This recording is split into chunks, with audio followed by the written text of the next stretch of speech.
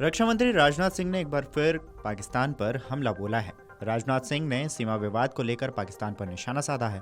राजनाथ सिंह ने कहा है कि आज़ादी के 78 साल बाद भी सरक्रीक क्षेत्र में सीमा विवाद को हवा दी जा रही है। भारत ने इसे बातचीत के जरिए सुलझाने के कई प्रयास किए, लेकिन पाकिस्तान की नीयत में खोट है, उसकी नीयत साफ नहीं है। बहरहाल इस बीच पाकिस्तान को लेकर उन्होंने और क्या कुछ बोला है, पहले उनका ये बयान सुन लीजिए। आज़ादी के 78 साल बीत जाने के बावजूद सरक्रीक इलाके में सीमा को लेकर एक विवाद खड़ा किया जाता है। भारत ने कई बार बातचीत के रास्ते इसका समाधान करने का प्रयास किया है, मगर पाकिस्तान की नीयत में खोट है, उसकी नीयत साफ नहीं है। जिस तरह से हाल में पाकिस्तान की फौज ने सरक्रीक के सटे इलाकों में अपना मिलिट्री इंफ्रास्ट्रक्चर बढ़ाया है, वह उसकी नीयत बताता है।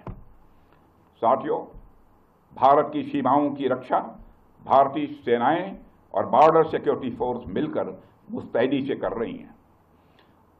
अगर सरक्रीक इलाके में पाकिस्तान की ओर से कोई भी हिमाकत की गई तो उसे ऐसा करारा जवाब मिलेगा कि इतिहास और भूगोल दोनों बदल जाएंगे मेरे साथियों।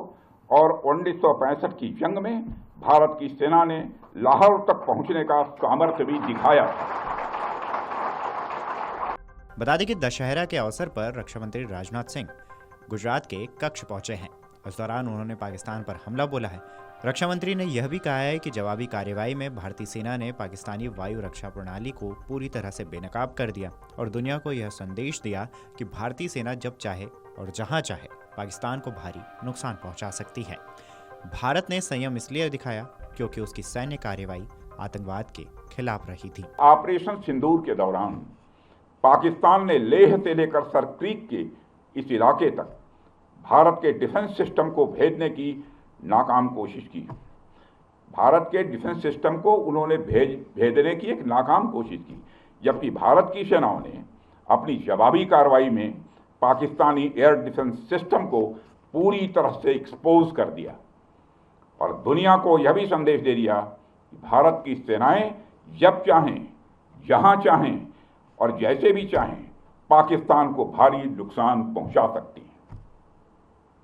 अपने सामर्थ्य के बावजूद हमने संयम का परिचय दिया, क्योंकि हमारी सैन्य कार्रवाई आतंकवाद के विरोध में थी। इसको एस्केलेट करके जंग छेड़ना ऑपरेशन सिंदूर का उद्देश्य कभी नहीं था। मुझे इस बात की खुशी है कि भारतीय सेनाओं ने ऑपरेशन सिंदूर के सभी मिलिट्री ऑब्जेक्टिव यानी सभी लक्ष्यों को सफलतापूर्वक प्राप्त करने में कामयाबी हासिल की है। मगर आतंकवाद के